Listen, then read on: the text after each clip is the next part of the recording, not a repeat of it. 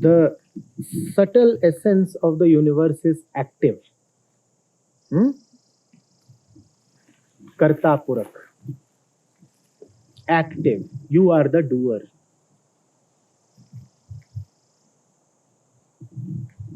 Where have you heard of the Karta Purak? The subtle essence of the universe is active. It acts. It is the doer. It is like an unfailing fountain of life. Ken Upanishad. The life behind the life. The fountain of life. The point from where all life emerges. Life does not belong to the body. Life does not belong to the world. Life comes from somewhere else.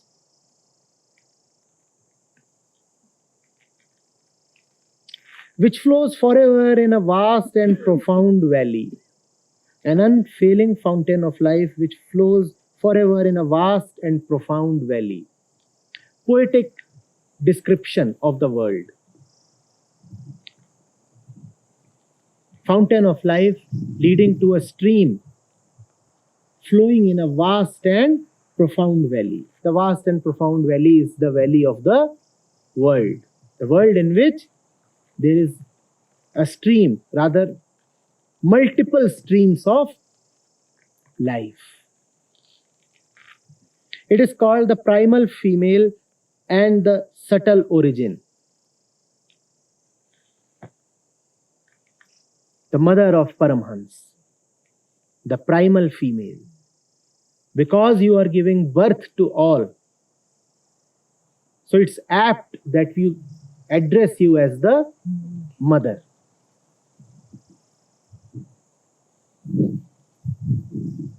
The gate of the subtle origin becomes the root of the universe. The root of the universe, the gate of subtle origin are one. Two ways of expressing the same thing. The root of the universe, that from which the whole universe, the whole consciousness arises, and the gate of the subtle origin, the gate from which all origined things, all created beings proceed. You see the procession, you do not see the gate from where the whole has proceeded. All you see is the procession, and the procession is so much like a stream. It's a long procession. It looks like a stream, but you never see the gate. The procession itself is endless. How can you reach the gate? Especially if you are a part of the procession. You aren't even allowed to look back. You only flow in the direction of the procession, and the gate is behind you. It subtly and gently generates without exhausting itself. Subtly and gently generates without exhausting itself. Purnasya purnamadaya purnamev avashishyate. It generates without exhausting itself.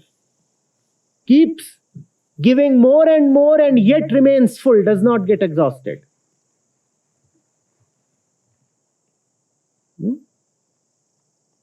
Now what is the question? If it remains.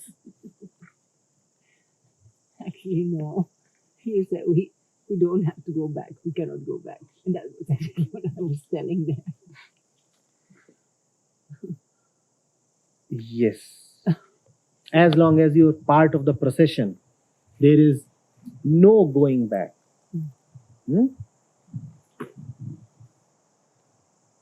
The wonderful part is the procession is proceeding towards the gate. In its own crazy wisdom.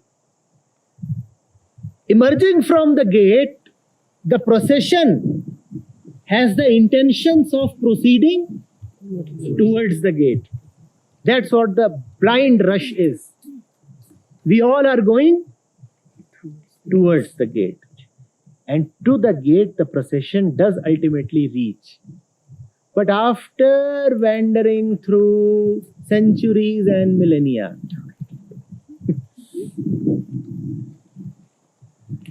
what the procession is intending indeed does happen. But after a little while. If you are prepared to wait, continue with the procession. Wait just a little, just a few millennia more. Keep waiting. Do we have a choice? Yes, the choice is there. Choice is there.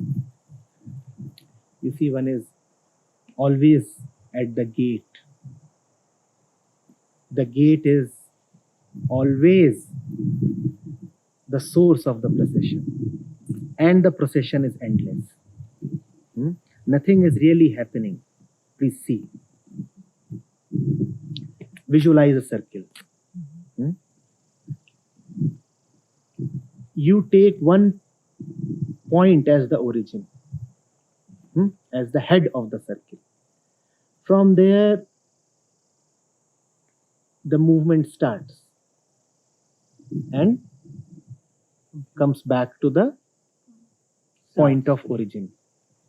And it's a continuous, unending stream, which means everything is still. Nothing is really moving. It's not as if something is coming from here and here and here coming till here. It's continuous. Have you ever seen a fan in motion at the highest speed?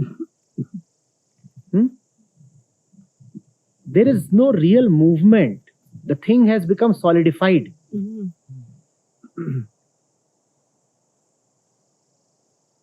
The circuit is complete. The movement is only apparent. The movement is only apparent. Like a fountain. When the fountain just starts to gush water, there is movement. Something starts, something goes. Once it has reached steady state equilibrium, is there still movement really? It's all one picture. Had there been movement, then the picture should have appeared different at different times. You click a fountain now and you click it 5 minutes later. It is the same. It is the same. But the little molecules of water, they keep feeling the movement and they are actually experiencing a movement. You look at the bigger picture. The bigger picture is the same even 5 years later. For whom is the movement? Molecules. For the little molecule. Now who are you? If you are identified with the total, then there is no movement. But if you are the little molecule, then you are always in procession, always in movement. Who are you? You are actually both. Because what the little molecule is experiencing cannot be just dismissed. It is experiencing movement. You too are experiencing movement. You were a kid once. Then.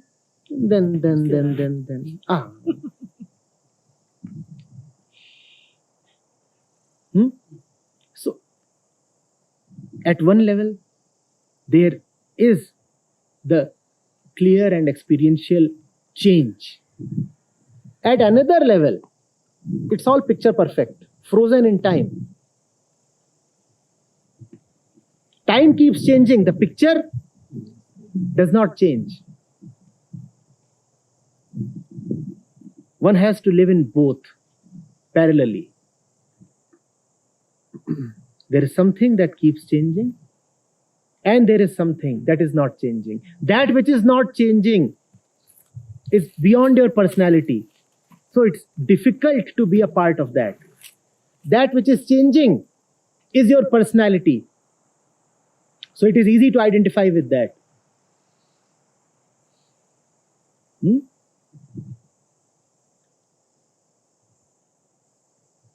You were in a hotel room on Sunday. You checked out. On Monday, somebody else is occupying your room.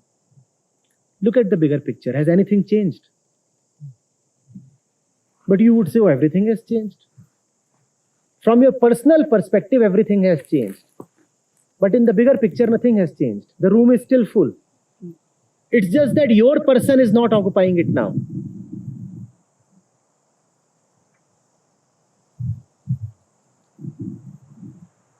If you live only in the confines of your person, you will meet suffering.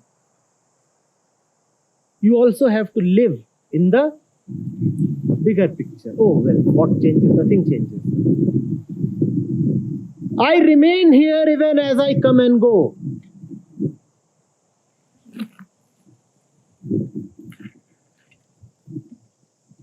I came, I went, I remained.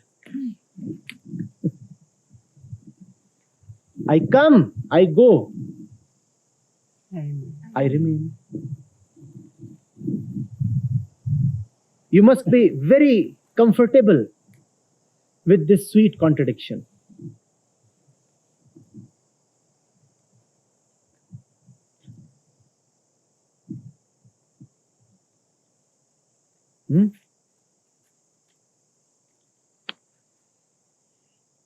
You must be at the gate and in the procession simultaneously.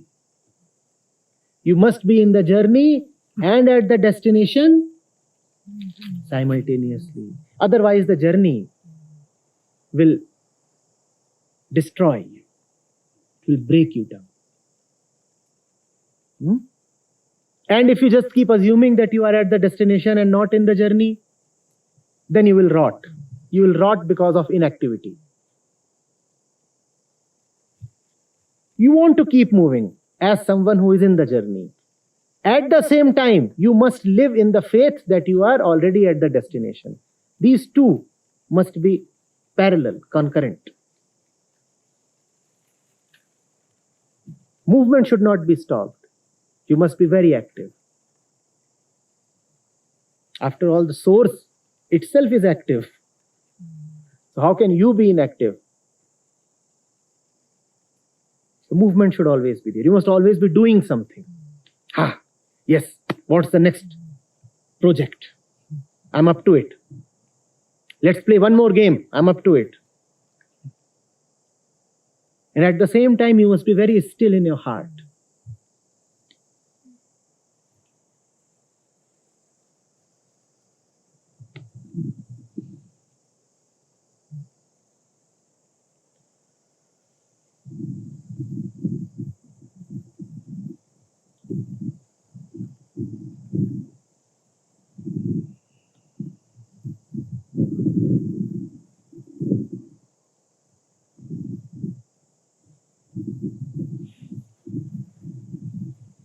This journey, there has to be some target.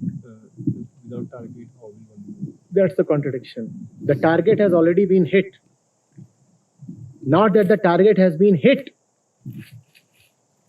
You want to keep hitting.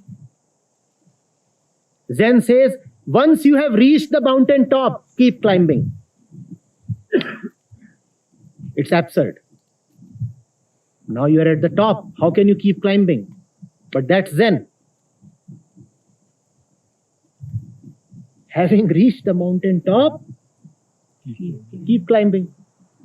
And that's when climbing becomes fun.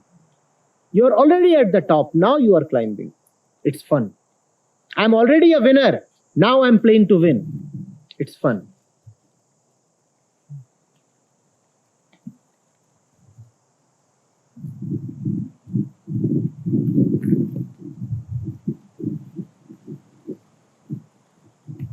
The little lady is nodding in approval. All clear? Well understood?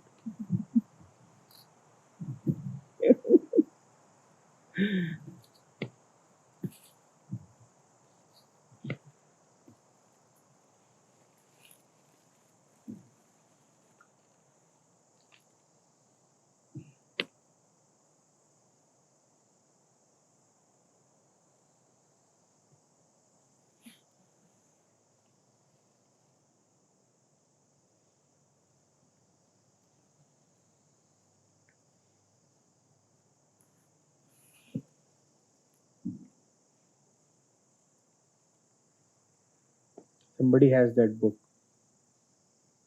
The author has named himself V Woo V. You know what that means? What is V Woo V?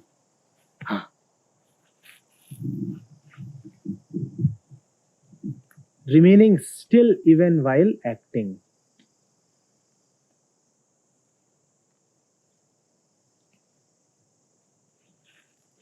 That's what that means. Action and inaction together.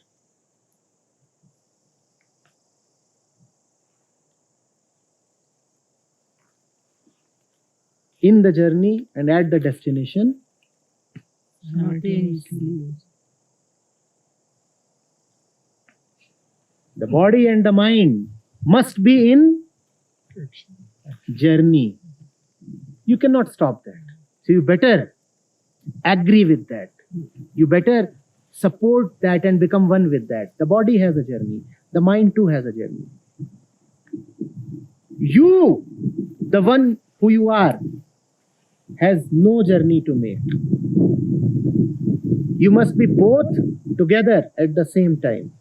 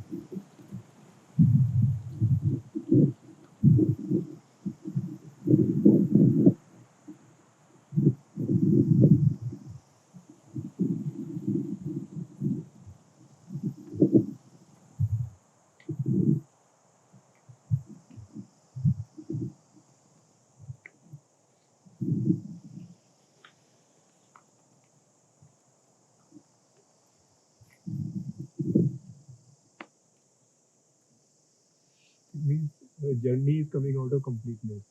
The journey will change. See,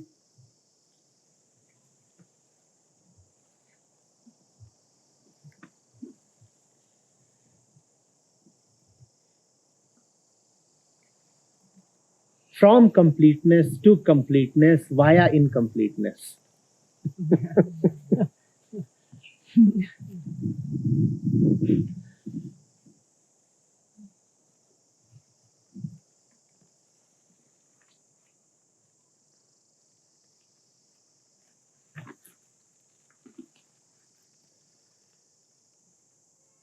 What's the journey?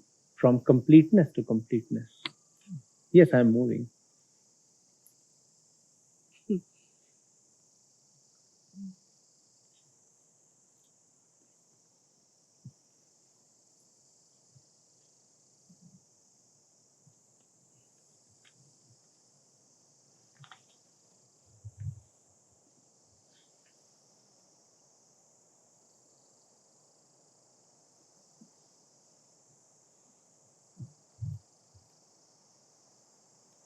From God to God via life.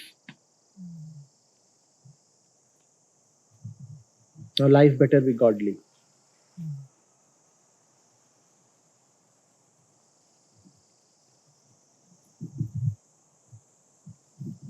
Before your birth, you were there. After your death, you are again there. From completeness to completeness via life. That's what the journey is about.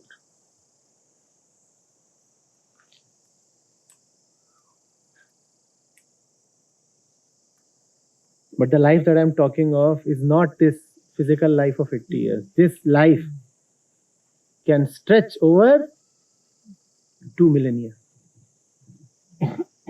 Before you complete it.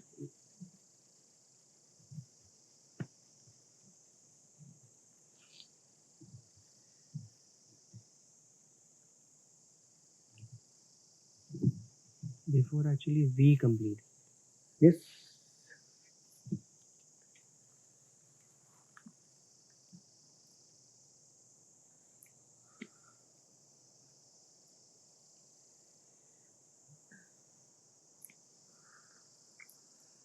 From facelessness, oh, you were faceless before you were born. How many of you had a face before you were born? From facelessness to facelessness via a million faces.